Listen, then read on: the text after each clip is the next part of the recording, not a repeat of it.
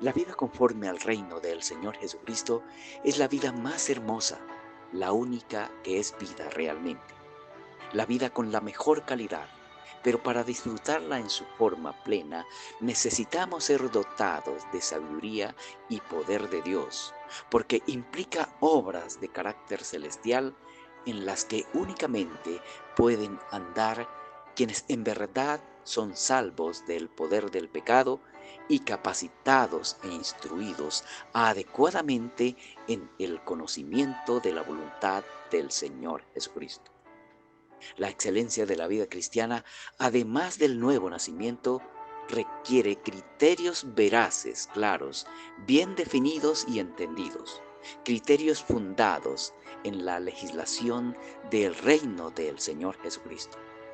Es por eso que Pablo y Timoteo rogaban a Dios que los hermanos en Colosas fueran llenos del conocimiento de la voluntad del Señor Jesucristo, su ley.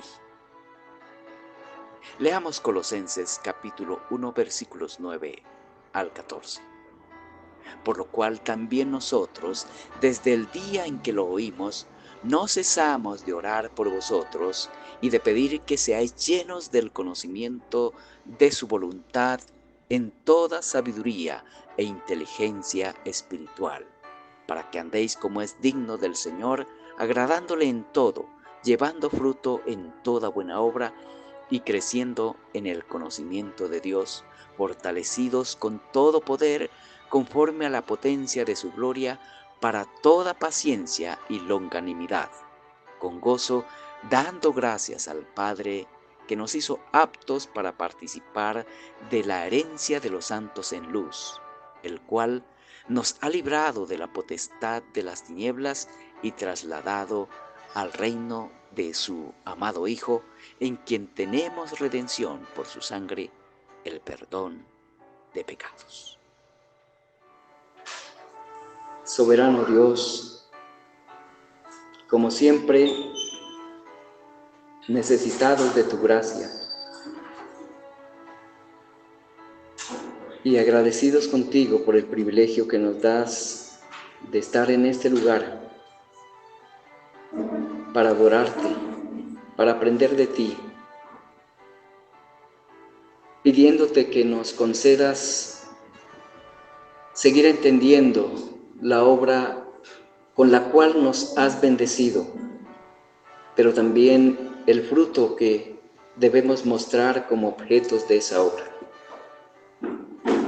Te rogamos tu asistencia poderosa en nuestras vidas, para que podamos aprovechar el tiempo, Señor, de manera que no se convierta en un motivo más de condenación. Rogamos por nuestros pequeños. Agudiza, Señor, nuestros sentidos.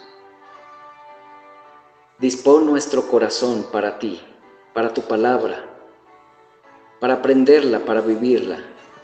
Te lo rogamos en los méritos de Cristo. Amén.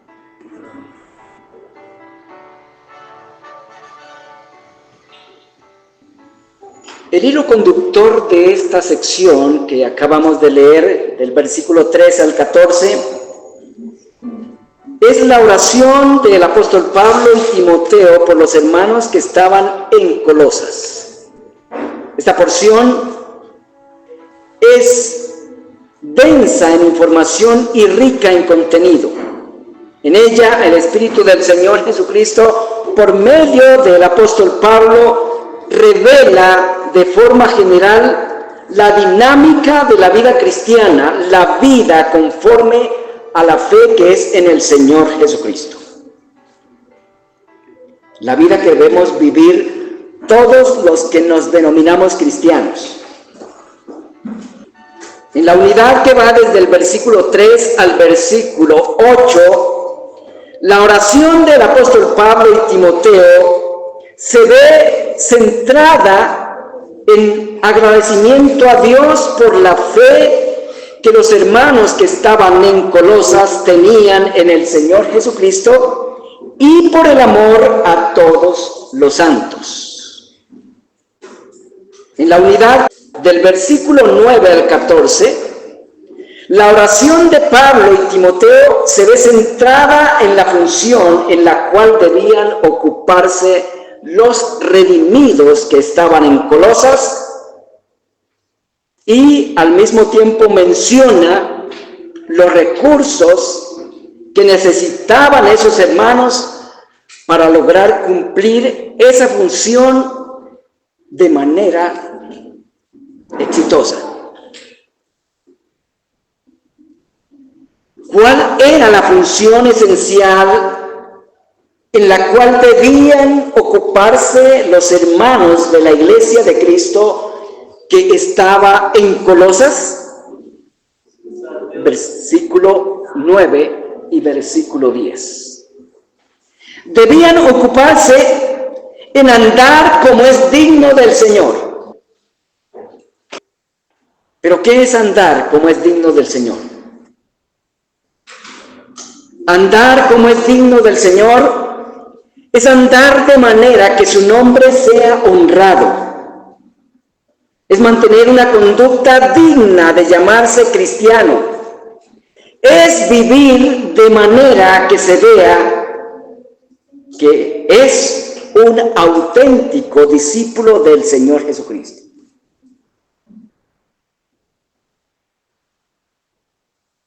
¿Qué debían hacer los hermanos que estaban en Colosas para andar como es digno del Señor? Debían agradarle en todo. Versículo 9 y versículo 10. ¿Cómo podían agradar al Señor en todo? Llevando fruto en toda buena obra. Toda buena obra es toda obra que agrada al Señor. Si algo no agrada al Señor, no es una buena obra. ¿Cuáles son las obras que agradan al Señor? Las obras que agradan al Señor no son las obras que el sentido común humano tiene como buenas. Las buenas obras en las que los creyentes debemos andar son unas obras que Dios preparó de antemano para que los redimidos andemos en ellas. Efesios capítulo 2, versículo 10. Porque somos hechura suya, escribió el apóstol Pablo, dirigiéndose a la iglesia que estaba en Éfeso.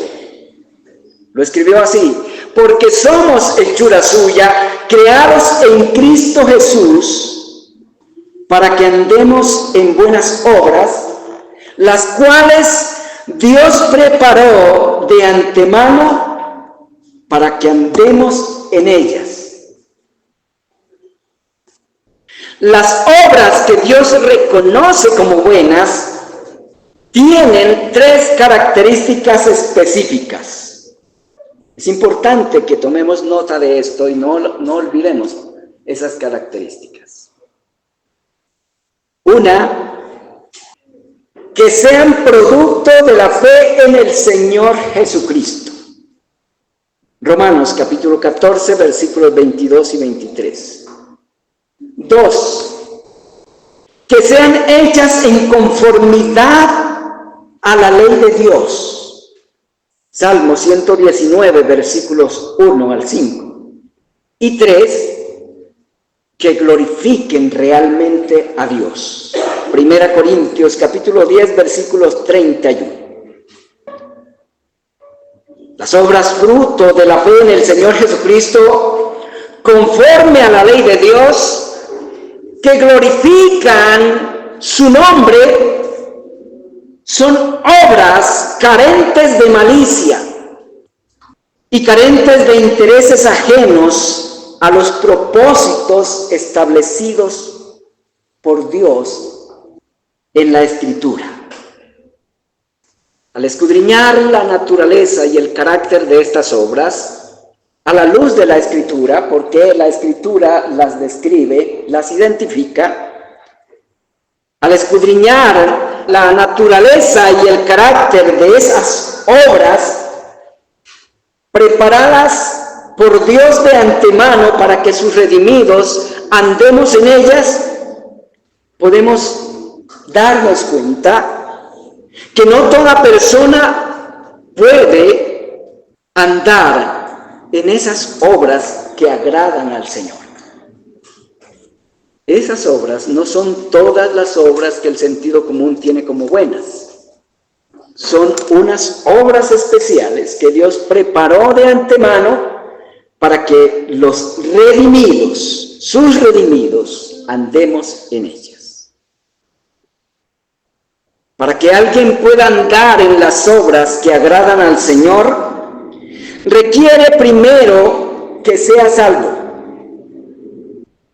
Requiere que haya pasado de muerte a vida. Nótenlo ahí, en el contexto donde la Escritura hace referencia a esas buenas obras.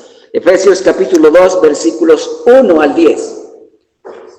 Las obras a las cuales me estoy refiriendo, las obras que agradan a Dios, son las mencionadas en el versículo 10. Son unas obras que Dios mismo preparó de antemano. Pero noten que antes que una persona pueda andar en esas buenas obras, esas obras que Dios reconoce como buenas, antes esa persona requiere que Dios la haya resucitado de entre los muertos y la haya sentado en los lugares celestiales juntamente con Cristo. Efesios capítulo 2, versículos 4 al 7.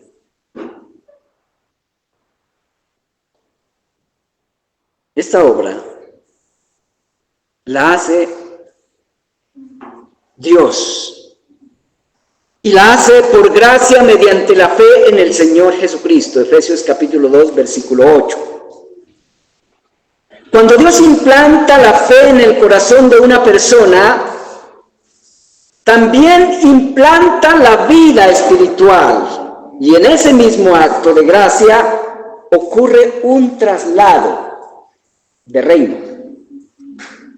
Lo menciona el apóstol Pablo en esta carta que estamos estudiando, capítulo 1, versículo 13.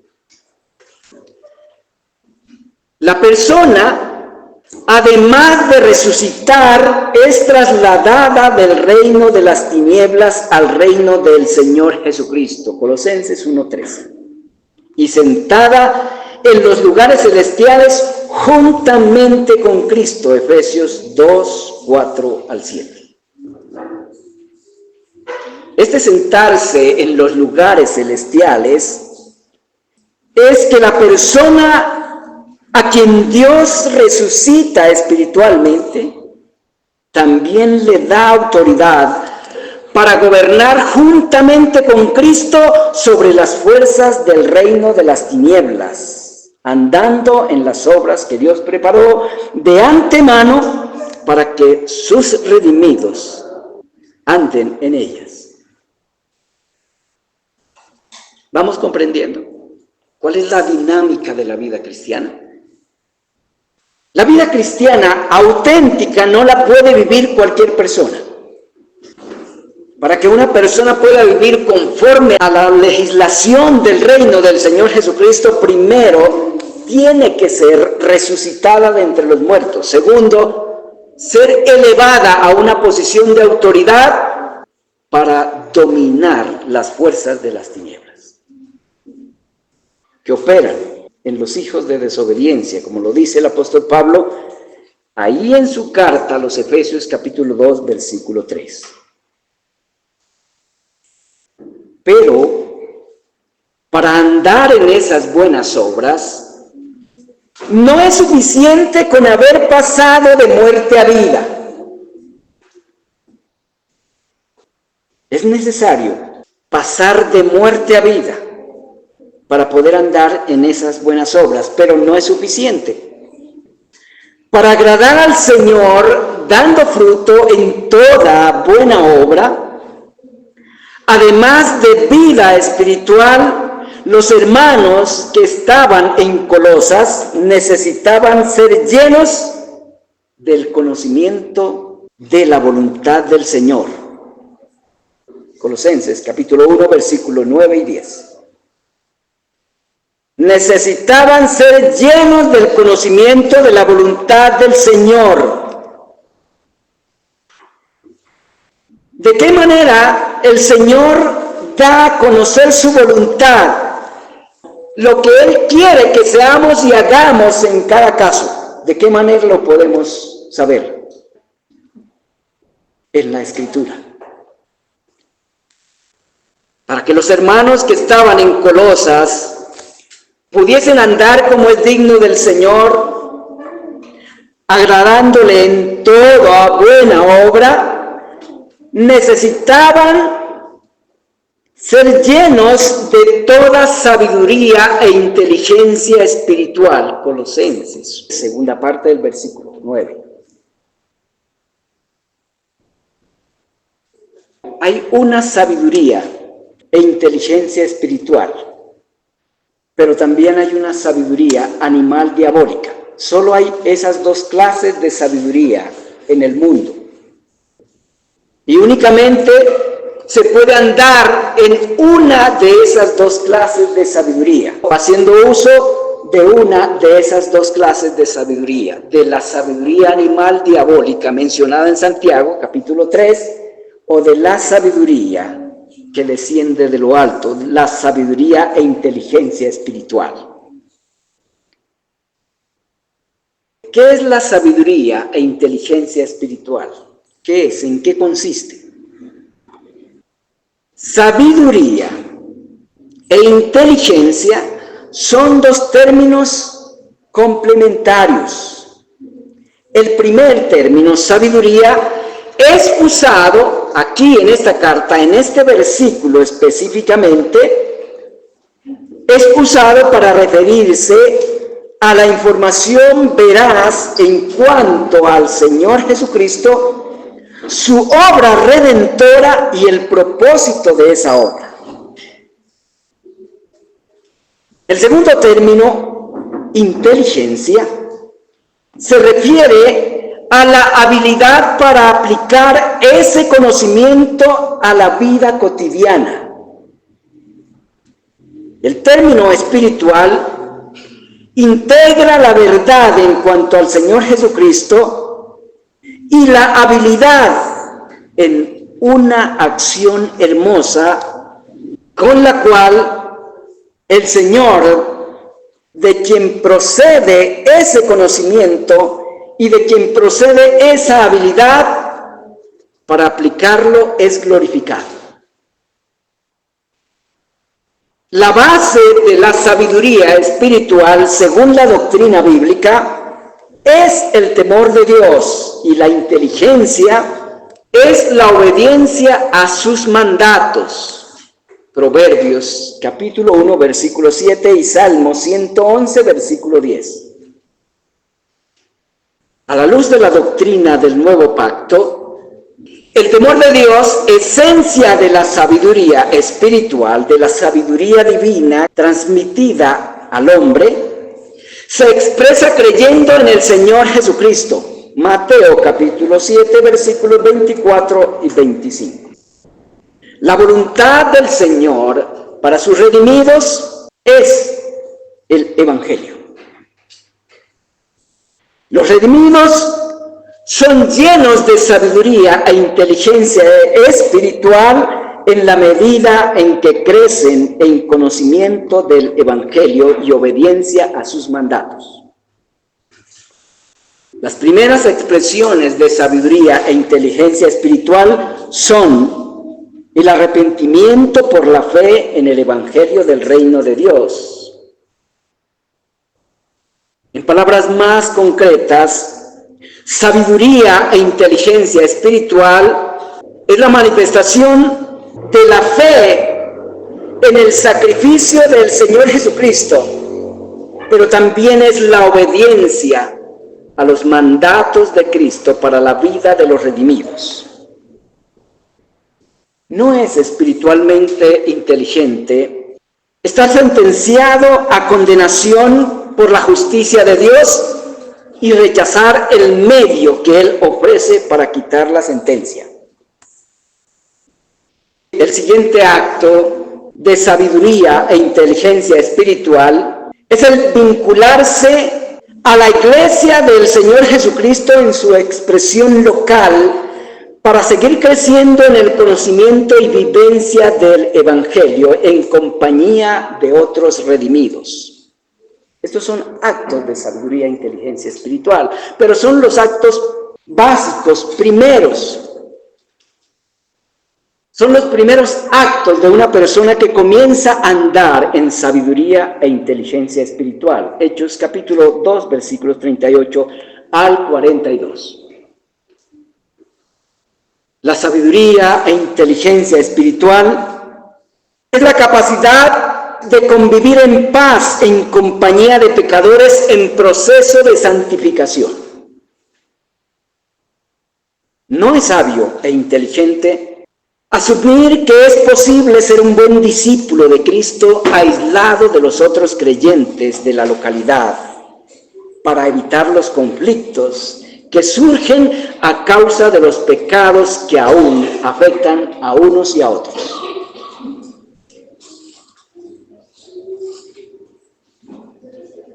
La sabiduría espiritual es la combinación del conocimiento del Evangelio con el poder del Señor Jesucristo, obrando mediante la razón y la voluntad de un redimido para controlar las emociones naturales generadas por las circunstancias. Eso es sabiduría e inteligencia espiritual en la práctica. Un ejemplo de sabiduría e inteligencia espiritual lo vemos en el apóstol Pablo, y lo menciona él mismo en su carta a los Filipenses, capítulo 4, versículos 12 y 13. Un pasaje muy conocido, pero muy maltratado en la mayoría de las ocasiones. Notemos en los versículos que el apóstol menciona un poder, pero un poder adquirido por conocimiento. En esos versículos, el poder que el apóstol dice que tenía era un poder para controlar las emociones naturales causadas por las circunstancias. Era una combinación del poder del Señor Jesucristo y del conocimiento de su voluntad. El conocimiento de la manera en que el mismo Señor Jesucristo procedería en circunstancias similares a aquellas en las que se encontraba el apóstol. La sabiduría e inteligencia espiritual se manifiesta en el control de los sentimientos, deseos y emociones. Los sabios e inteligentes espiritualmente no son quienes astutamente hacen la mejor jugada para salir ganando en un conflicto.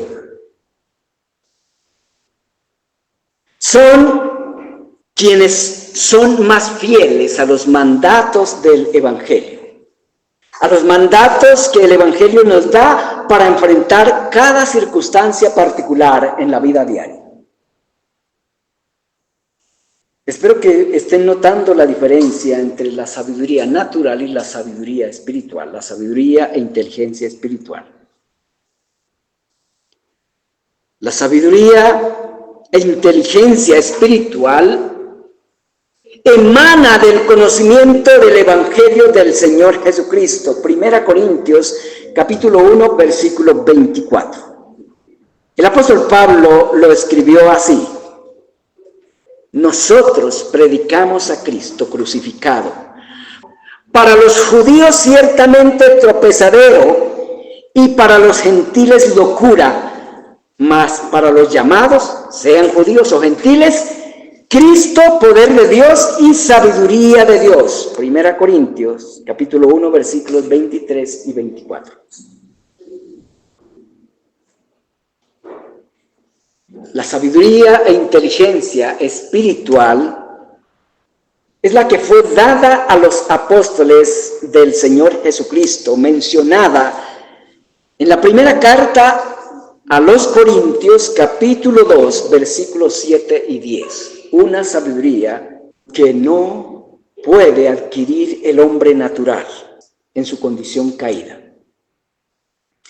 La sabiduría e inteligencia espiritual es una sabiduría reservada únicamente para los redimidos y principalmente para los redimidos que la piden y la procuran. Santiago capítulo 1, versículo 5. Como dije anteriormente, nacer de nuevo o resucitar juntamente con Cristo o pasar de muerte a vida no es suficiente para vivir sabiamente como creyente. Se requiere instrucción veraz, específica y suficiente. Esa es una realidad incluso en la vida natural. Si deseamos desempeñarnos eficientemente en una labor en particular, necesitamos una capacitación, una instrucción específica. No es suficiente con tener una noción de una profesión para poder desempeñarla con eficiencia. ¿Qué opinan ustedes? ¿Se podría ser un buen médico solo con nociones del oficio o de la profesión? Ni siquiera se puede ser un buen albañil solo con nociones. Necesita tener una instrucción suficiente y adecuada. Así, para vivir la vida cristiana, necesitamos instrucción suficiente y adecuada para cada área de nuestra vida.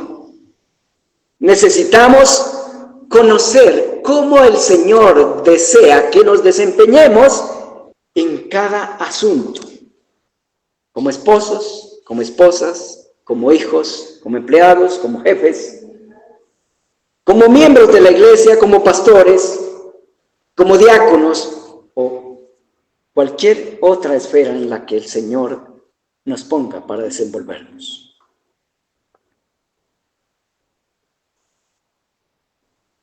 Santiago, en el capítulo 3 de su carta, versículo 17, habla de la sabiduría que desciende de lo alto. Es una referencia a la sabiduría del Evangelio, a la que se adquiere por el Evangelio. Luego, presenta sus características.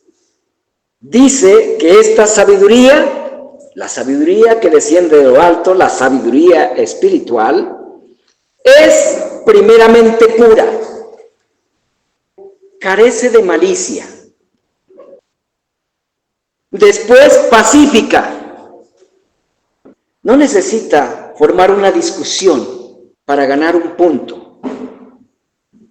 Amable, benigna, llena de misericordia y de bondad, sin incertidumbre ni hipocresía.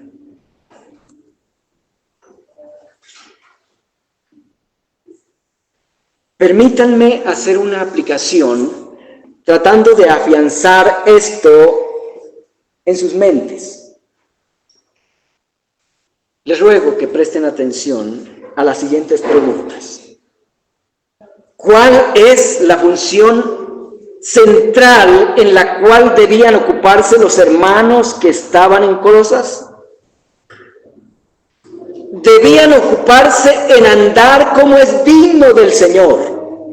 Y luego el apóstol en los mismos versículos 9 y 10 indica cómo es el andar como es digno del Señor. Y traté de ampliarlo usando otras escrituras.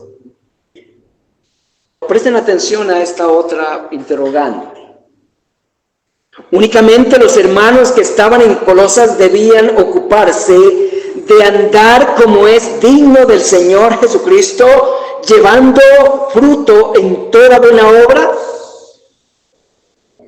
Andar como es digno del Señor, dando fruto en toda buena obra, en toda sabiduría e inteligencia espiritual, es un deber de todos cuantos creen en el Señor Jesucristo, estén donde estén, en Bogotá, en Nueva York, en las selvas del Amazonas o en cualquier parte del planeta. Esa es la función central de todo el que se denomina cristiano. Andar como es digno del Señor, dando fruto en toda buena obra.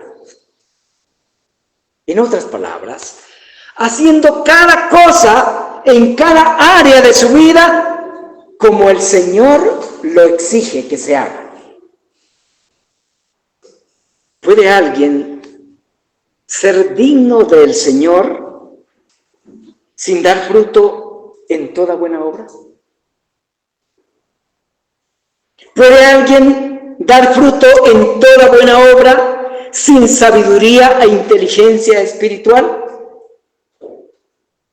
¿Puede alguien obrar con toda sabiduría e inteligencia espiritual sin conocimiento de la voluntad del Señor? ¿Puede alguien ser lleno del conocimiento de la voluntad de Dios sin conocimiento de Él? ¿Puede alguien ser lleno del conocimiento de Dios si está muerto espiritualmente?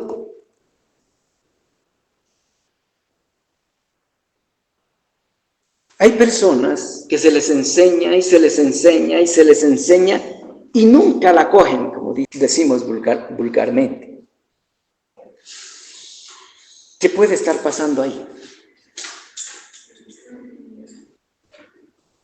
Si una persona se le predica y se le predica el Evangelio, se le enseña y se le enseña el Evangelio, sus demandas para cada área de la vida o para cierta área en particular, y no logra despegar, ¿qué puede estar pasando en esa persona?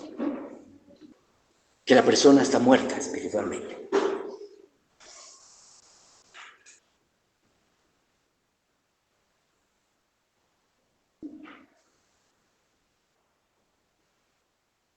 El andar como es digno del Señor, el dar fruto en toda buena obra y el conocimiento de la voluntad del Señor están estrechamente ligados.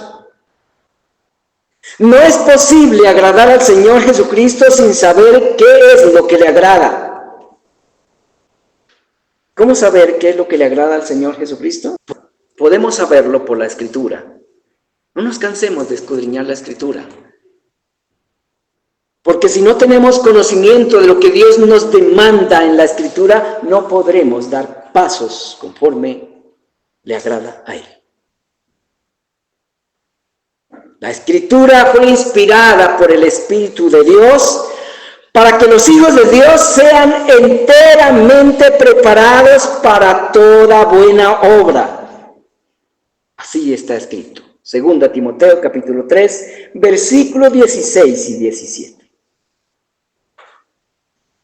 La voluntad del Señor Jesucristo, la voluntad de Dios, está revelada en cada promesa y en cada mandamiento de la Escritura. En cada promesa y en cada mandamiento de la Escritura, Dios nos dice lo que le agrada. Cada promesa de la Escritura y cada mandamiento es sabiduría e inteligencia espiritual.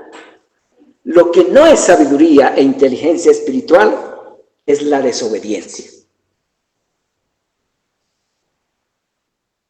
La sabiduría e inteligencia espiritual, en síntesis, hermanos y hermanas, se expresa en la confianza en las promesas del Evangelio y en la obediencia a los mandatos que el Señor Jesucristo da en la Escritura para enfrentar cada circunstancia y resolver de forma sana los problemas que se presentan.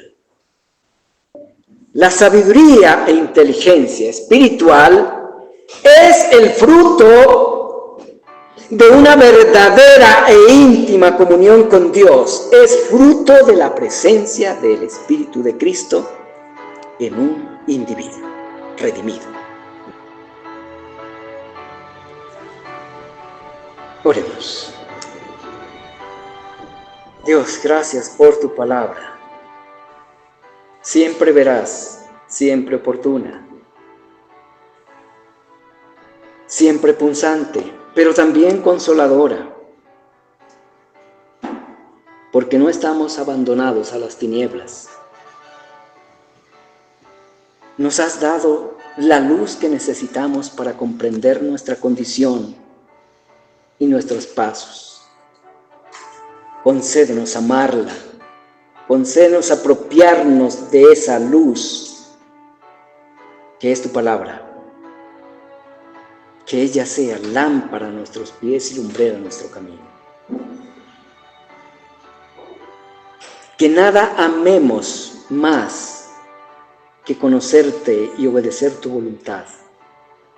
Que nuestra pasión sea escudriñar las Escrituras y someter nuestra vida a ella. Porque no hay vida mejor que la que se vive en obediencia a tu santa palabra. Porque tu palabra es sabiduría. Sabiduría no de este mundo, sino sabiduría espiritual, sabiduría celestial. Enséñanos esa sabiduría. Lo suplicamos por los méritos de Cristo, nuestro Señor. Amén.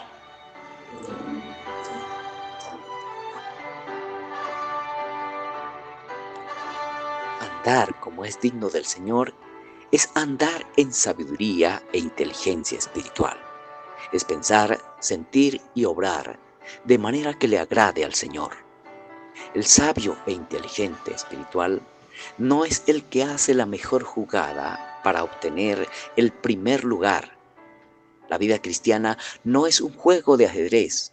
La vida cristiana auténtica es una vida de fidelidad al Evangelio del reino del Señor Jesucristo. El sabio e inteligente espiritual es el que es más fiel a los principios, valores e ideales del Evangelio del reino de Dios.